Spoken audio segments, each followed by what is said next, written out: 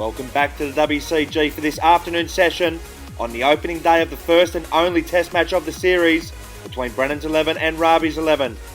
And it was the men in blue who entered the lunch break on top as they finished 1 for 54 after 12 overs. But after picking up the big wicket of Scott just before the lunch break, a few quick wickets after lunch will change the complexion of this game completely. So it'll be Daniel Hancock, the not-out batsman, to resume after lunch for Brennan's 11. He's yet to get off the mark after only facing 2 deliveries in that opening session. And he'll be looking to kick on and make a big score for his side. So we're about to get underway in an important afternoon session here on day 1. It'll be the Rabih's 11 skipper, Robbie or Bashir, to bowl to Daniel Hancock. Hughes is in now and it's a good length delivery, but this one slides down the leg side first up. The scoreline does appear to be a bit misleading considering how well Rabih's 11 bowled in that opening session. Another half century from Scott proving to be the difference in that opening session. But with the blue skipper back in the sheds, the Cedar boys will sense a big opportunity to pick up some wickets here. So it'll be Obasha into Hancock once again. And this one's a full toss and it's driven, but it's well fielded there by Jake Kasachet there at mid-off. An opportunity goes begging for Hancock to get off the mark. Obasha to continue to Hancock in the opening over after lunch. As he's in now around the wicket, it's a full delivery and Hancock is forward and defends well back down the pitch for no run. He's looked good so far, Hancock, in this innings. Very solid and a tight technique. His last innings in a test match at the WCG with his highest score to date. He looks to be carrying that form into this season. As Obasha is into him for the final ball of the over. This one slides down the leg side. It'll be Jake Kasachet to bowl the 14th over of the innings. As he's in now to Hancock and he starts with a full toss and Hancock hits that back towards him and he can't field off his own bowling. So Hancock is off the mark with a boundary. Brennan's 11 move along to 1 for 58. Kasachet to continue around the wicket here to Hancock. In now, and this one's a full delivery and Hancock hasn't offered a stroke here and he's been given. He's been given out LBW, the youngster, as Brennan's 11 lose their second wicket just after the lunch break. You always run the risk not offering a stroke. And that looks pretty straight from here. The Blues 2 for 58. It'll be Hamid El-Basha who will make his way to the crease for Brennan's 11 at number 3.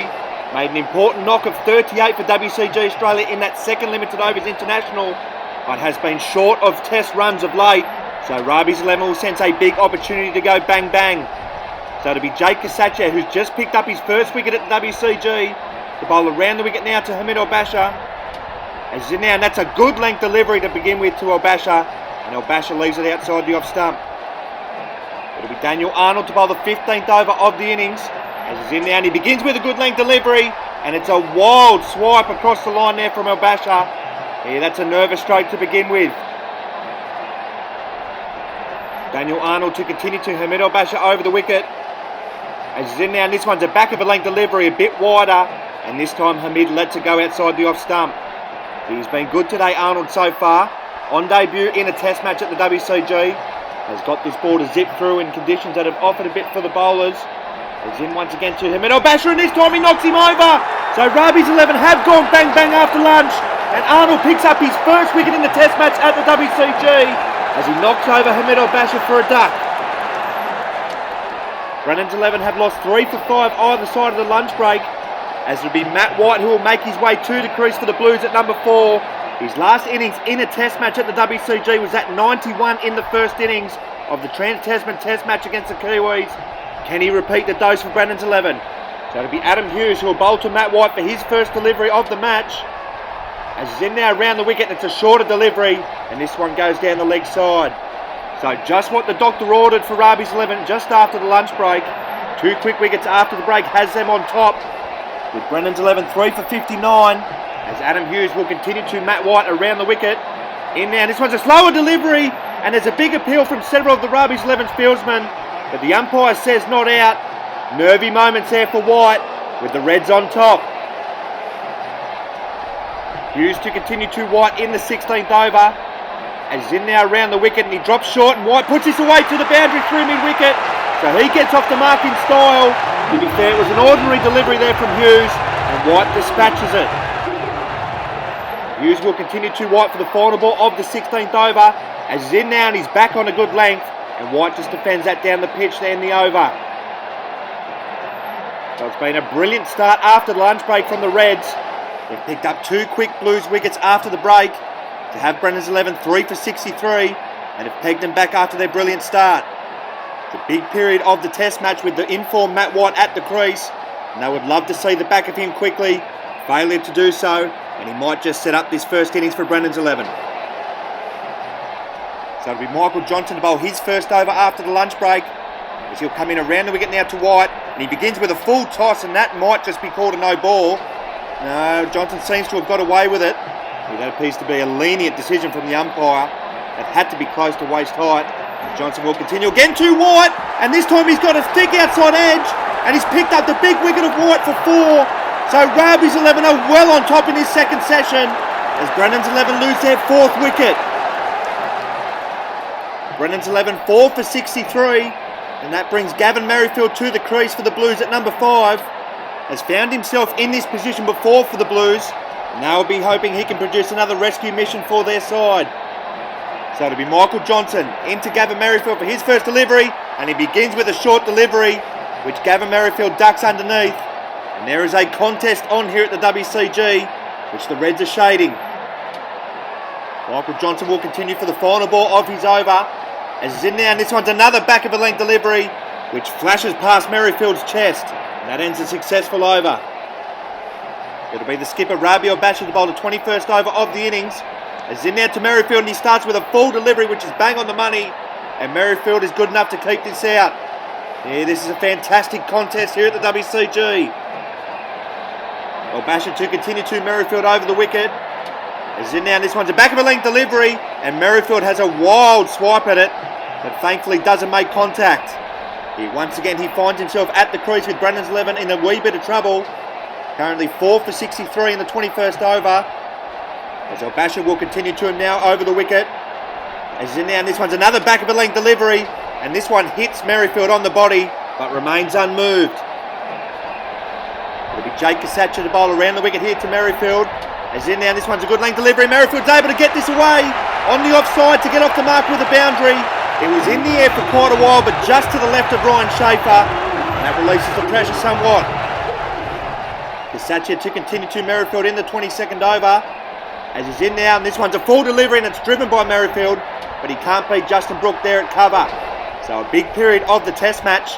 Can Merrifield come to the rescue again for the Blues? Or can they dismiss him cheaply to slip Brennan's 11 further into the mire?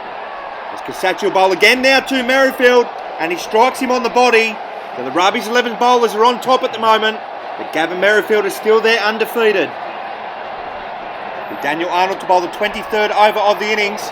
And he's in now to Merrifield. This one's a full toss, and Merrifield's missed it. And that goes right through him and crashes into his castle. So that's the 5th wicket down for Brennan's 11. Merrifield is dismissed for 4, and the Reds are well on top. Brennan's 11 in trouble in their first innings at 5 for 67, as George Paneros makes his way to the crease for the Blues. Made some important knocks for the Aussies in the recent Trans-Tasman series. Can he do it on the domestic front on his return to Brennan's 11 side? So it'll be Daniel Arnold, who has his tail up, to bowl to George Paneros for his first ball in a test match for over a year. Here he is in now, and it's a good length delivery, and George has dropped it at his feet, and he'll get off the mark straight away.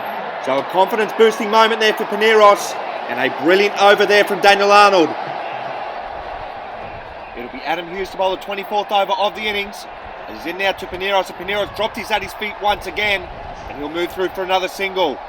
So a busy start to the innings for Paneros, who's making up for lost time after being dropped by Rabih's 11 last season and left in the cricketing wilderness. But as mentioned previously, returned to the WCG setup in the recent Trans-Tasman series, making some important contributions, and will be looking to continue that form into this test match. As he'll face Adam Hughes again, who drops short, and Paneros has hammered this through cover for his first boundary of the innings. Paneros moves along to 6, Brennan's 11 5 for 75.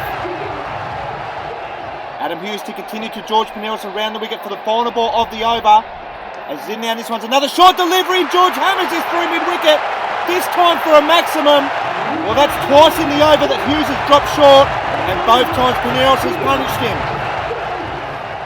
It'll be Justin Brooke to bowl the 25th over of the innings. As in now to Paneros, and he begins with a good length delivery, and Paneros lets this go outside the off stump. So a good start to his innings once again here from Paneros.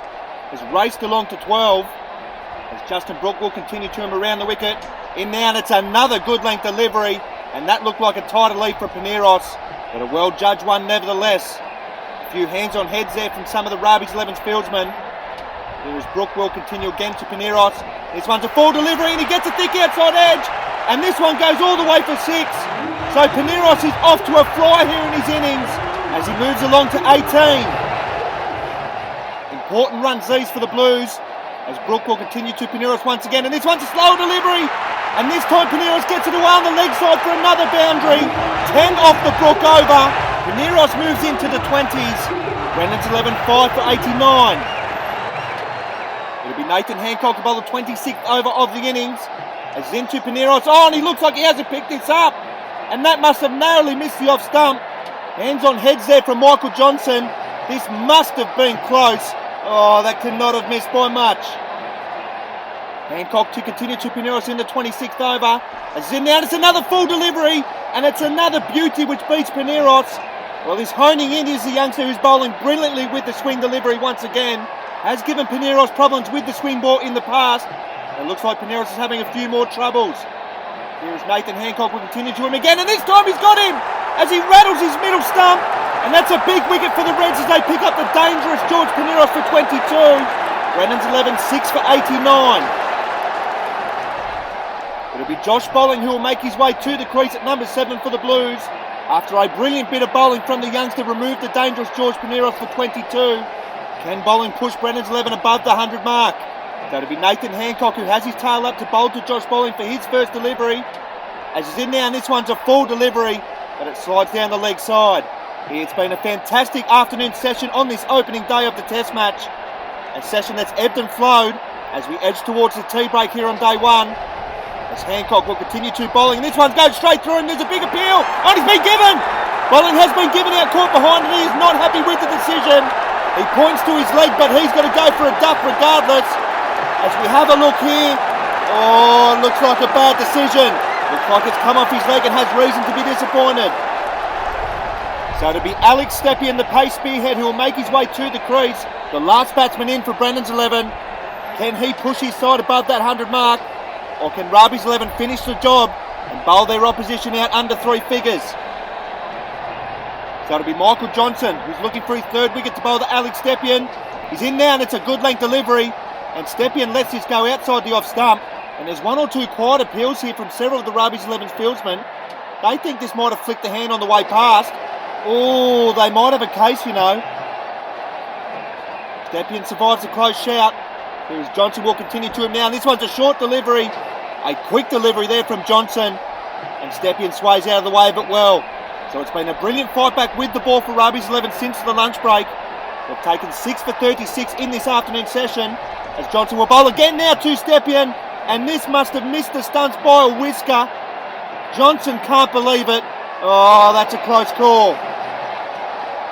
It'll be Ryan Schaefer to bowl the 28th over of the innings. As in now to Stepien. He starts with a full delivery. And that knocks Stepien over. So that brings the Brennan's 11 innings to an end. Rabih's 11 do bowl Brennan's 11 out for under 100. It's been a brilliant fight back. So after cruising at the lunch break at 1 for 54, Brennan's 11 have lost 7 for 36 in this afternoon session to be bowled out for 90. Only Brendan Scott with 52 and George Paneros with 22, the only batsman for Brennan's 11 to get into double figures, as it's a miserable looking card after that, and they'll be disappointed with the start they had to be bowled out so cheaply. It was a brilliant fight back with the ball for the Reds. After going unrewarded in that opening session for their bowling efforts, they've run right through the Brennan's 11 order in this afternoon session to bowl them out for under 100. Daniel Arnold on Test match debut was the pick of the bowlers for the Reds, taking 2 for 1 off his 3 overs, and was supported well by Michael Johnson and Nathan Hancock, both picking up 2 wickets apiece also, and it will be the boys from Beirut who head into the tea break the happier. So Brennan's 11 lead by 90 runs after their first innings, with a massive final session of the opening day coming up as Rabih's 11 turn their attention to the blade.